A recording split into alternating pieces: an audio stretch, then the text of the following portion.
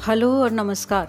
आप सुन रहे हैं किसान तक पॉडकास्ट और मेरा नाम है प्रगति सक्सेना। अमेरिका की हॉलीवुड फिल्म इंडस्ट्री एक ऐसी अद्भुत जगह है जहां दुनिया भर के फिल्मकारों को न सिर्फ एक उम्दा मंच मिला है, बल्कि इस वजह से यह फिल्म उद्योग तमाम देशों के सांस्कृतिक संस्कार को भी आत्मसात कर लेता है। ऐसे ही एक फिल्म निर्देशक थे फ्रांस के जान रेनुआ। रेनुआ ने भारत में भी फिल्म बनाई थी जिसका नाम था द रिवर। 1941 में दूसरे विश्व युद्ध के दौरान जब फ्रांस पर हिटलर का कब्जा हो गया तो रेनुआ को अमेरिका में शरण लेनी पड़ी। अमेरिका का नागरिक बनने के बाद रेनुआ ने वहां फिल्में बनाना शुरू किया। जो 5 फिल्में रेनुआ ने हॉलीवुड में बनाई उनमें से एक थी द सदर्नर यानी दक्षिणवासी। फिल्म की पृष्ठभूमि में है अमेरिका के दक्षिण में स्थित टेक्सास का एक गांव और कहानी है उसी गांव के एक गरीब किसान सैम टकर की।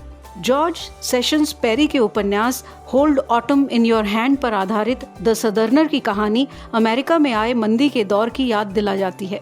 बहरहाल किसानों के हालात में समय और अर्थव्यवस्था के बदलाव के साथ भी कोई खास फर्क नहीं आया है। फिल्म की शुरुआत में ही बटाई पर मेहनत करते किसानों में से एक सैम टकर के चाचा की मृत्यु हो जाती है और वह अंतिम वक्त में सैम से कहता है कि किसी और के खेत पे मेहनत करने की बजाय बेहतर हो कि वह अपने खेत में अपनी फसल पर मेहनत करे। सैम इस बात को गांठ बांध लेता है। अपनी पत्नी नोना, दादी और 2 छोटे बच्चों के साथ वह पट्टे पर जमीन लेता है और परिवार सहित उस जमीन की तरफ चल निकलता है। यह जमीन उजाड़ है, मकान ढह रहा है और पड़ोसी डेवर्स का रुख दोस्ताना नहीं है। फिर भी यह परिवार मेहनत करता है, उजाड़ मकान को घर का रूप देता है और उजाड़ जमीन को खेत का। उधार लेकर खरीदे गए कपास के बीजों को बोकर खेती शुरू की जाती है। लेकिन गरीबी इतनी है कि रोजाना भोजन जुटाना भी मुश्किल है। यह किसान परिवार खेत के चूहों को मार कर अपनी भूख मिटाता है। फिर बच्चे बीमार पड़ने लगते हैं तो कुछ और पड़ोसी मदद के लिए आगे आते हैं और सैम के बेटे जोट को मौत के मुंह से वापस खींच लाते हैं। जब खेत में फसल खड़ी होने लगती है तो असमय बारिश फसल बर्बाद कर जाती है। हताश सैम किसानी छोड़कर पास की ही एक फैक्ट्री में नौकरी करने को राजी हो जाता है, लेकिन उसकी पत्नी नोना हिम्मत बंधाती है और एक बार फिर सैम अपने खेत की तरफ लौटता है। नोना और सैम अपने खेत को एक बार फिर उम्मीद के साथ जोतते हैं और बीज बोते हैं। एक फ्रांसीसी निर्देशक होने के बावजूद रेनुआ ने अमेरिकन ड्रीम को सैम के किरदार में प्रभावपूर्ण रूप से दर्शाया कि कैसे एक अकेला व्यक्ति चाहे कुछ भी हो जाए अपने सपने को साकार करने के अथक प्रयास में जुट जाता है। समाज और राजनीति से इतर एक व्यक्ति का अपने विपरीत हालात और प्रकृति से संघर्ष ही उस समाज की सांस्कृतिक धरोहर को संजोता और संवर्धित करता है। इस अर्थ में यह फिल्म समय और स्थान से परे मनुष्य के निरंतर और अथक प्रयास को भी चित्रित करती है। रेनुआ अपने टीम के साथ रचनात्मक मतभेदों के लिए बदनाम थे, इसलिए मुख्य किरदारों की भूमिका के लिए चुने गए अभिनेताओं ने इस फिल्म से किनारा कर लिया। तो आनन फानन में ज़ेचरी स्कॉट, बेटी फील्ड और बुआला बॉडी को चुना गया। इसीलिए मुख्य किरदारों की भूमिका के लिए चुने गए अभिनेताओं ने इस फिल्म से किनारा कर लिया तो आनन फानन में ज़ेचरी स्कॉट, बेटी फील्ड और बुआला बॉडी को चुना गया। चूंकि ज़ेचरी खुद टेक्सास मूल के ही थे, इसलिए सैम की भूमिका में वे बिल्कुल फिट हो गए। यहाँ यह बताना जरूरी है कि दक्षिण अमेरिका में अंग्रेजी बोलने का लहजा आम अमरीकियों से बिल्कुल अलग और खास होता है। ज़ेचरी ने इसे सहजता से आत्मसात कर लिया।